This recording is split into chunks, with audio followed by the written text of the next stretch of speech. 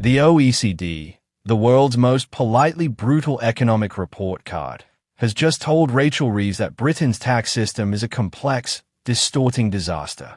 And honestly, they are not wrong. Welcome back to British Reform. Let's get into it.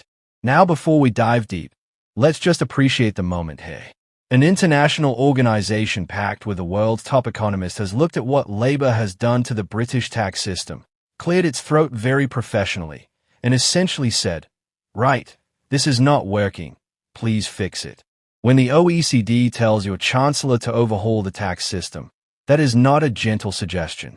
That is the economic equivalent of a doctor looking at your test results, slowly removing their glasses, and asking if you have anyone you can call. So what exactly are they saying? The OECD is urging Reeves to tackle distortions in income tax that are actively discouraging people from working. Let that land for a second. The structure of Britain's income tax system, the thresholds, the frozen bands, the marginal rates, is so poorly designed that for some people, earning more money means it's genuinely not worth it. You get a pay rise, you lose benefits, you pay more tax, and you end up worse off than before. It's like running faster on a treadmill and somehow going backwards. That is not a tax system. That is a trap. And it gets better. Or rather, it gets worse. The OECD also flagged VAT reliefs as inefficient and regressive. Now, in plain English, regressive means it hits poorer people harder than richer ones. Labour, the self-proclaimed party of working people, has a sales tax structure with reliefs baked in that disproportionately benefit those who already have more. The irony is so thick you could spread it on toast and sell it at a Waitrose that hasn't sacked anyone this week. Then there's property tax. The OECD pointed out that the valuations used for property tax in Britain are, to put it diplomatically, ancient. We're talking about council tax bands still based on property values from 1991. 1991. John Major was Prime Minister. The Soviet Union had just collapsed. Nirvana was at number one.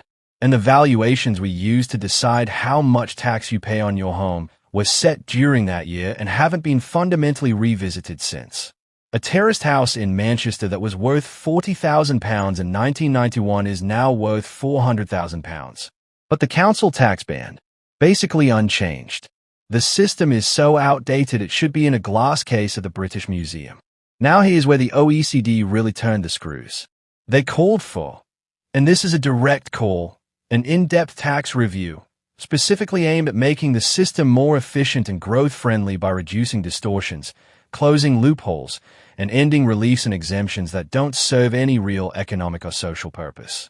In other words, they're saying there is a tangle of complexity in Britain's tax code that isn't protecting the vulnerable, isn't driving investment, and isn't generating meaningful revenue. It's just there, like a decades-old layer of bureaucratic wallpaper that nobody's had the courage to strip back. And why does growth matter so much right now? Because Britain's growth is, frankly, tepid.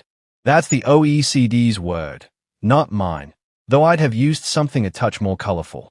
The UK economy is limping along while the tax burden heads towards its highest level since the Second World War.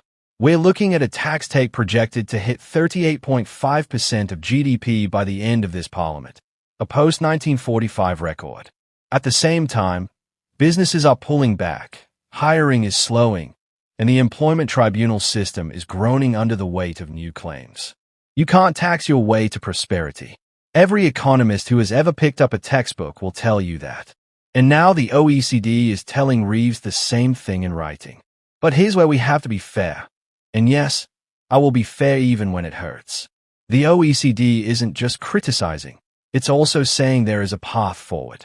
A properly structured tax reform could simplify the system, remove the disincentives to work, fix the regressive quirks in VAT, update those laughable property valuations, and in doing so, actually help unlock growth.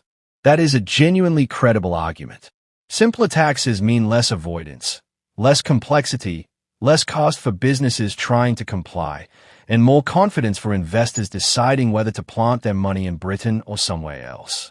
Tax reform done right isn't about soaking anyone. It's about building a system that actually functions properly and doesn't punish people for getting ahead. The problem is that doing tax reform properly is extraordinarily difficult, politically and practically. Every relief and exemption in the tax code has a constituency behind it. Farmers, landlords, small businesses, charities, pensioners, they all benefit from something in the current system, and they all have lobbyists, MPs, and letters to write. Every time a government tries to rationalize the tax code, they get hammered from every direction before the ink is dry. Remember the pasty tax? The caravan tax? George Osborne found out the hard way that tax reform is a minefield dressed up as a spreadsheet. So the question hanging over all of this is, will Reeves actually do it? She's got the OECD report sitting on her desk. She's got the growth figures staring back at her. She's got a spring statement that barely moved the dial and an autumn budget already circling on the horizon. The case for bold tax reform has never been stronger. The political will to carry it out has rarely seemed thinner. And in the gap between those two things, ordinary working people keep paying more, owning less in real terms, and wondering why nobody in Westminster seems to be in any hurry to fix a system that everyone, including the OECD, agrees is broken. If this country is going to grow, compete, and actually give people a reason to work harder and invest more, the tax code needs more than a tweak. It needs surgery. And Reeves has been handed the scalpel. The only question is whether she's brave enough to pick it up, or whether she puts it back in the drawer and reaches for the tax rise lever again instead. That's the story. That's the choice. And we'll be watching every single step of it right here on British Reform. If you want to stay ahead of the curve on UK politics, hit subscribe, drop a comment below with what you think Reeves should do first, and we'll see you in the next one.